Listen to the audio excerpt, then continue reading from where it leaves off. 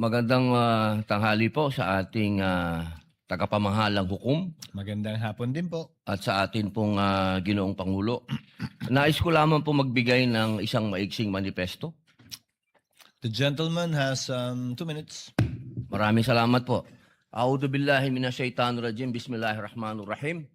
Mga mahal kong kasama, nais ko lamang pong idulog sa inyo ang aking nararamdaman, ang isang damdaming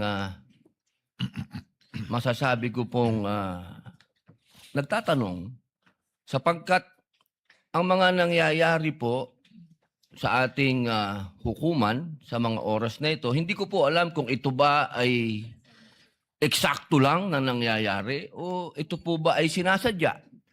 Katulad po ng pagkakakulong ng ating dalawang senator judge na si Senator Jinggoy Estrada at si Senator Rodante Marcoleta. At ang kagiyat pong pagdating ng aming mga masasabing galing sa ombudsman, sa akin, at kay Senator Alan Peter Cayetano. At kahapon, pagkatapos pong ng isang araw na mabanggit ang patungkol sa pagpunta ng ating mahal na NBI Director sa Bangkok, at ito po ay kinwestiyon ni Senator Alan Peter Cayetano, kahapon po ay biglang lumabas ang isang pahayag na iniimbestigahan daw po yung patungkol sa pangyayari noong Southeast Asian Games. Ito po ba ay eksakto lang o ito po ba ay merong dapat tayong pangambahan? Sapagkat, alam niyo po, ako din po ay dapat ay pupunta ng Iran. Sapagkat isinagawa po ang pagbibigay-pugay sa namatay na kanilang leader, spiritual leader. Pero hindi po ako tumuloy dahil may impeachment po tayo. Tanong ko lamang po sa ating mga kasama, dapat po ba tayong mangamba? Dapat po ba kaming manggamba? At tayo po ay parang eksakto naman lahat ito? Hindi ba po tayo ay malayang korte? Tayo po ay may karapatan na binibigay ng konstitusyon na magsagawa po ng pagdinig na ito. Yun lamang po. Maraming salamat po, Ginoong tagapamahalang hukom. Senator Judge Padilla. Yes, Senator Judge Padilla would like to interject before we go on a break. You may proceed, sir. Maraming salamat po, Ginoong tagapamahala ng hukom at sa ating Ginoong Pangulo. Maari po ba makapagtanong sa ating mahal na saksi? Opo, Your Honor. Maaari po. Ang una ko pong katanungan sana ay taga saan po kayo na lugar, na probinsya? Tacloban, sir. Tacloban. Tacloban City, Opo. sir. Kayo po ngayon ay Regional Director ng NBI sa BARM. Yes, sir. Opo. Yun po ba ay isang promosyon para sa inyo na madala sa BARM? Dahil totoo po ba na kayo ang tinatawag na Golden Boy ngayon sa NBI? I cannot comment on that po, Your Honor. Kasi po ang Nasa BARM po ako. Wala ho ako ngayon sa Opo. main office, sir. promotion po ba yon? Yung napunta kayo sa BARM? Balita ko po kasi ilang beses na kayo na-promote sa NBI. 12 years na po kayo, no, sa NBI. Yes, sir. Opo. Ilang beses na po kayo na-promote? Since na pumasok ko ako sa NBI, Opo. sir. From investigation 1, 2, 3 noong 2015, 2016. Well, nung mula ako na pumasok ako sa academy, from investigation 1 hanggang ngayon sa regional director, sir. Ilang beses po yan? Sa isang taon po, ha? Sa isang taon? Anong taon po, sir, ang tinutukoy nyo? Bago po kayo napunta sa BARM. Bago ho ako napunta sa BARM, regional director po ako ng Mimaropa. May Maropa. Region 4B, sir. Opo. Kayo po ba ang pumili sa BARM? Na Hindi kayo po, mapunta sir. to? In the Opo. exigency of service, doon po kami nilalagay kung ano ang tingin ng direktor na makakatulong kami sa Bureau. Bakit po kaya naisip ng direktor na sa BARM po kayo? Kayo po ba ay may kaalaman sa Islam? Hindi ko po alam kung ano ang naging basis ng direktor, pero Kayo po mismo. Kayo po mismo. Ang BARM po kasi is Muslim Mindanao. Yes, Your Honor. Opo. Meron po kayong kaalaman sa Islam? In terms of what do you mean kaalaman, sir? Yung Sa religion po ng Islam kasi Muslim Mindanao. So, ibig sabihin, so kahit basic po siguro ng Islam, no? Yes, sir. Kahit naman ho sino pwedeng i-assign kahit saang regional office dito sa Pilipinas. Di ba po parang Regional autonomy ang autonomous region ng Muslim Mindanao. So, kailangan man siguro kahit paano meron kayong kaalaman sa Islam. Konti siguro, sir. Ano po yung konti na yun? Well, isa po akong Kristiyano at hindi ko ho malalaman yung kabuuan nung Siguro po dapat meron kayong basic din na knowledge ng Islam. Ano? Sa pangalawang tanong po, okay na po yun. Pangalawang tanong po, meron po ba kayong, sa tagal nyo po, sa NBI, 12 years, meron po ba kayong na-encounter na kaso ninyo sa NBI? Kayo po mismo na-filean ng kaso?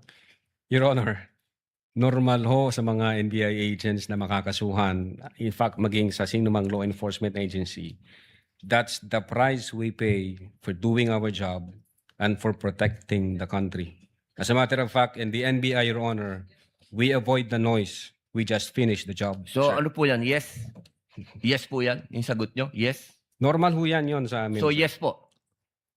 Attorney Loto, kindly answer the question. Yes, sir. Oh yes. Ano pong, pwede po bang malaman kung ano pong mga naikaso sa inyo? Well, wala ho pa akong natanggap na official case galing sa ombudsman, pero may nakita na ho akong complaint na binigay sa akin from NBI.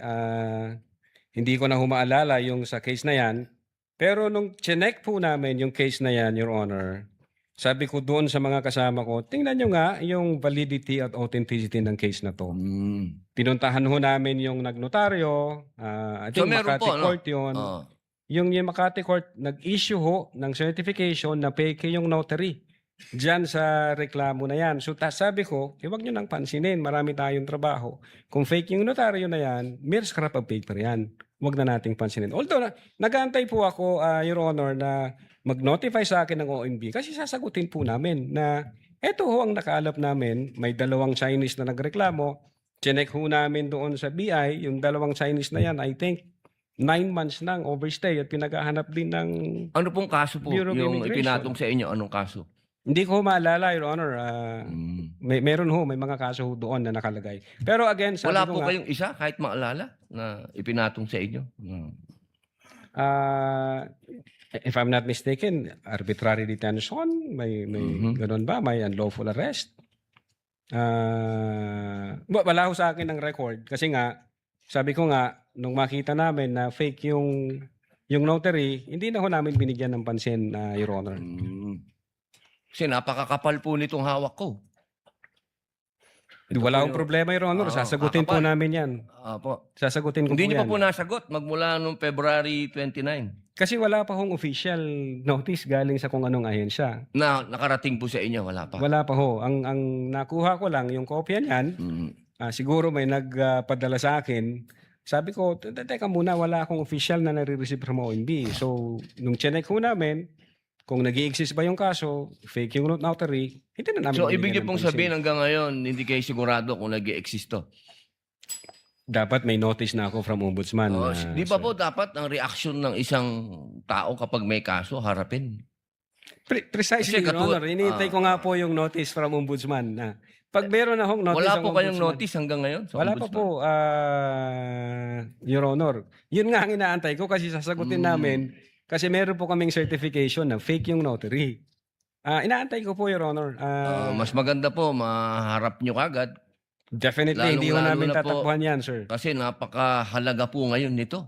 Yes, sir. Oo, ito po ay ang pinag-uusapan natin dito ay napakahalaga. Yes, sir. Opo, at ito pong mga kasong ipinatong sa inyo perjury, robbery, extortion, theft. Mainam po ito As I've said, Your Honor, in the NBI, we avoid the noise. We just finish the job, sir. Opo, opo. Meron po akong tanong. Pangatlo.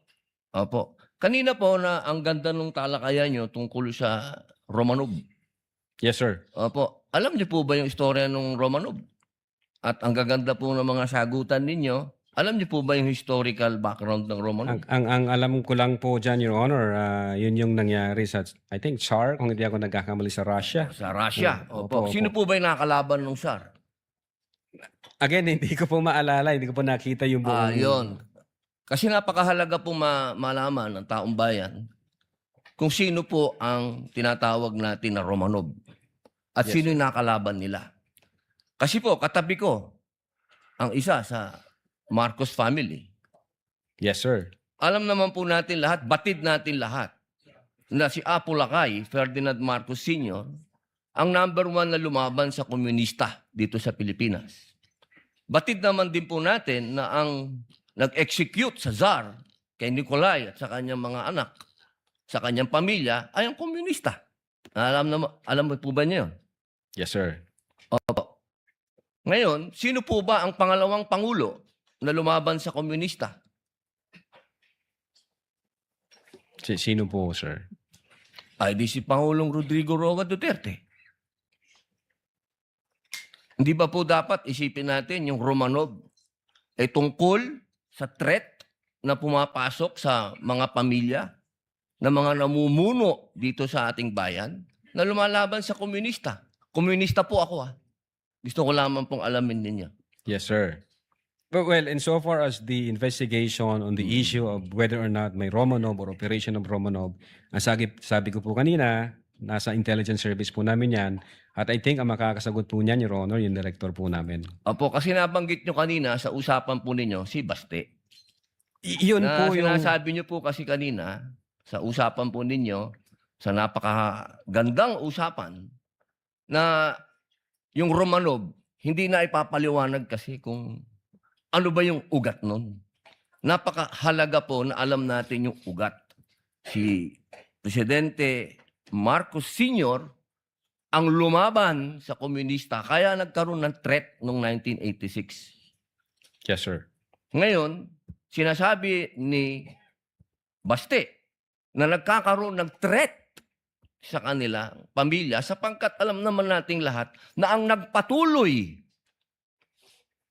ng paglaban sa komunista pagkatapos ni Pangulong Rodrigo Roa Duterte ay si Inday Sara Duterte, ang ating Vice President. Sumasang-ayon po ba kayo doon?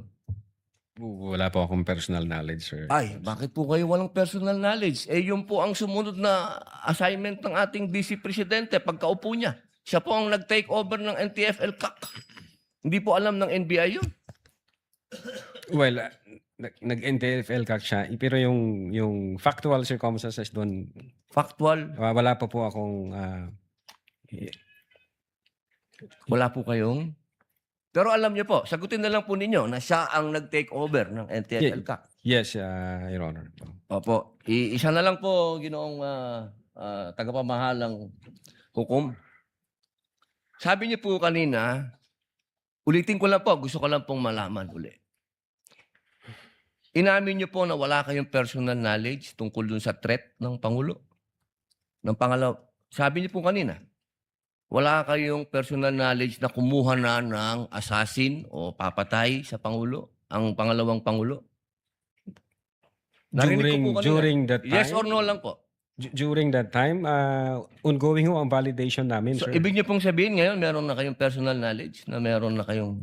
Hindi po, ongoing po ang validation. At sabi ko nga po, ang makakasagot po niyan, yung intelligence service namin at ang director po namin, sir. So hanggang ngayon po, wala pa kayong personal knowledge. In so far as the Cybercrime Division is concerned back then, Hindi po, ongoing ngayon po. ho yung Yes or no po? validation. Ngayon po, sir. Mahal naming saksi. Ngayon po. Kung ako tatanungin, wala pa po akong idea, pero baka meron ang intelligence service o ang director po Attorney namin. Lato, kindly answer the question directly. It's answerable by yes or no. And I think Yes, sir. you know the answer. Opo. Well, ako personally, wala pa po, sir. Okay. Yun lang po. Maraming salamat po, Thank mahal you. na saksi. Thank you, sir. Thank Your you, Senator Judge Padilla. Chair declares a 15-minute recess. We shall resume